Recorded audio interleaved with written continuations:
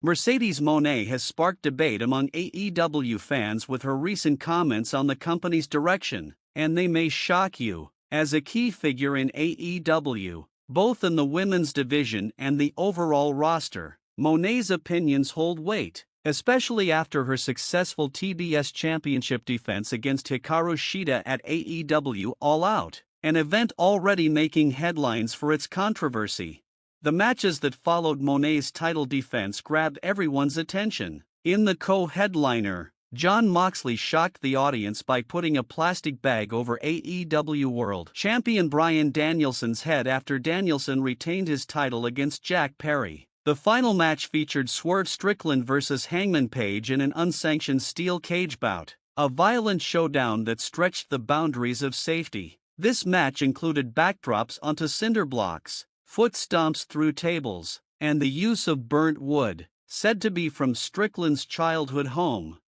While extreme matches like these aren't for everyone, they serve a purpose in pro wrestling by heightening the emotions of the storyline. Hangman Page's destruction of Strickland's home was the central narrative, and the violence was justified as a way to escalate their feud. However, these extreme measures come with the danger of desensitizing the audience to future surprises, pushing the need for even more outrageous stunts and potentially causing serious injuries. In the wake of these events, Mercedes Moné shared her thoughts in her newsletter, where she reflected on the violence in pro wrestling, particularly the recent AEW All Out event. She stated, "All Out was extremely violent, and honestly, Daniel Bryan's stuff was tough to watch. I have mixed emotions. When done right, that kind of violence can really blow the roof off, like Danielson did. However, I wouldn't want my brother Joshua or kids to watch that. Let's face it, wrestling is multi-generational. I meet so many parents and their children at signings, and hearing their stories means a lot to me. On the other hand, there's an audience that loves extreme violence, and you have to cater to them, too."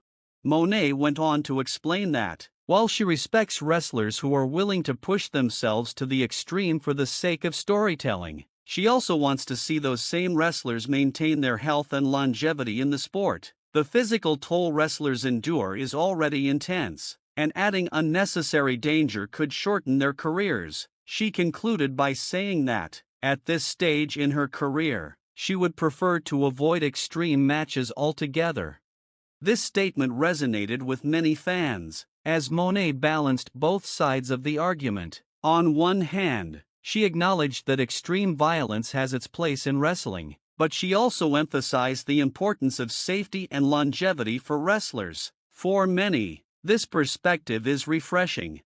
However, the need for violence in pro wrestling is a polarizing issue. Some fans enjoy blood and hardcore matches, while others find them distasteful. As someone who grew up watching WWE, where blood has been largely absent in recent years, it seems strange to witness the level of violence present in AEW. In big matches, it feels natural for wrestlers to bleed, especially in steel cage matches or when being slammed into ring posts or steel steps. However, AEW's approach has taken it to a whole new level, where bleeding occurs after even minor moves, like knee strikes. The result is that blood loses its impact, and the audience becomes desensitized.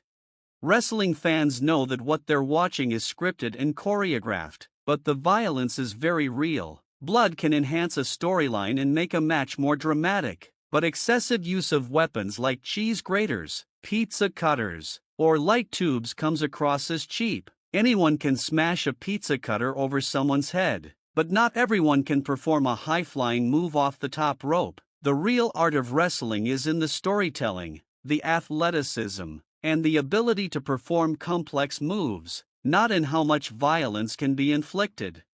Criticizing AEW for its violence often sparks backlash from fans, but Moné's comments seem to strike the right balance. AEW fans are passionate, and many defend the company no matter what, creating a sense of tribalism in the wrestling community. Yet, Moné's words offer a respectful critique. She acknowledges the need for blood in certain situations, but she also stresses that it shouldn't be overused. Wrestling is already a dangerous sport, and the risks should be managed carefully. AEW has developed a reputation for catering to a hardcore fan base that loves extreme wrestling. Critics, including industry veterans like Eric Bischoff and Matt Hardy, have said that AEW focuses too much on this niche audience. While this approach has brought in a dedicated fan base, it raises the question of whether it's the right strategy for long-term growth. Tony Khan, AEW's founder, has stated that his goal is to make AEW the #1 wrestling company in the world. However, achieving this requires more than just pleasing the hardcore fans. It requires broad appeal and a sustainable business model. Mercedes Moné's comments are a timely reminder that pro wrestling needs to strike a balance between excitement and safety. AEW has built its identity around being an alternative to WWE, and part of that identity includes more violence. But as Monae pointed out, wrestlers need to think about their future. They put their bodies on the line night after night, and longevity should be a priority. Ultimately, Moné's comments reflect the debate that has long existed in the wrestling world. How much violence is too much? Where should the line be drawn? While extreme matches will always have their place in wrestling, they shouldn't become the norm. When every match involves weapons, blood, and stunts, the specialness of those moments fades. Wrestlers like Mercedes Moné understand the need for spectacle, but they also know the importance of maintaining their health and careers. What AEW does going forward with its approach to violence remains to be seen. Tony Khan and his team will have to decide whether to continue down this path or to scale back and focus on storytelling through athleticism and skill rather than blood and guts. For now, fans will continue to debate the issue, and Mercedes Moné's comments have only added fuel to the fire. Let me know what you think about Mercedes Moné's take on AEW's direction. Do you agree with her perspective on violence in pro wrestling? Do you think AEW needs to rethink its approach? Drop a comment below. And don't forget to subscribe with notifications turned on so you never miss an update. Thanks for watching. Chad Gable's life has been a living hell for weeks thanks to the Wyatt Six, who destroyed him on Monday's WWE Raw after defeating American Made in a street fight. Though it's unknown at the moment if the group is done with Gable, the Wyatt Six may have switched their focus from Raw to WWE SmackDown.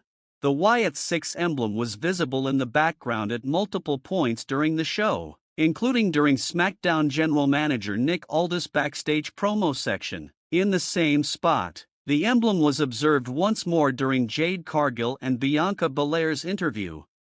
According to Gable, the Wyatt Six usually start torturing their victims gradually. They only go after people who violate their values, just like the former tag team champion. In the event that this turns out to be the case, Cargill, Belair, or Aldis will need to have done something extremely wrong for the Wyatt Six to notice them. But as a lot of commentators pointed out, Aldis was the first one to see the insignia, so if anything, he might be their next target once they decide to perhaps jump ship to SmackDown. Alternatively, the Wyatt Six may be using the insignia's presence during SmackDown as a means of reminding fans who don't watch Raw that they're always there. In any case, only time will tell. Although the faction is almost certain to emerge at some point as indicated by the insignia's debut,